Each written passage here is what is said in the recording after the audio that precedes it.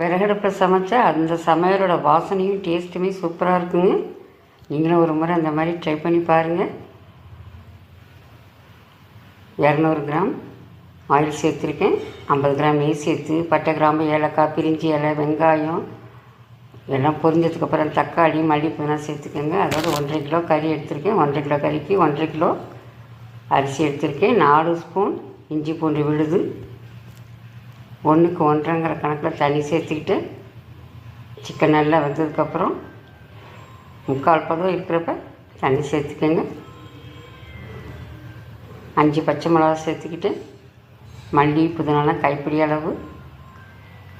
தண்ணி கொதித்ததும் உப்பு செக் பண்ணிக்கோங்க. தேவையான அளவு உப்பு சேர்த்து 20 நிமிஷம் ஊற வச்ச சீரக சம்பா அரிசி தண்ணி கொதி வந்ததுக்கப்புறம் சேர்த்துக்கலாம். இப்போ தம்முக்கு ரெடி ஆகிடுச்சு. தண்ணியும் சோறும் ஒன்றா வர டயத்தில் தம் போட்டுடலாம்.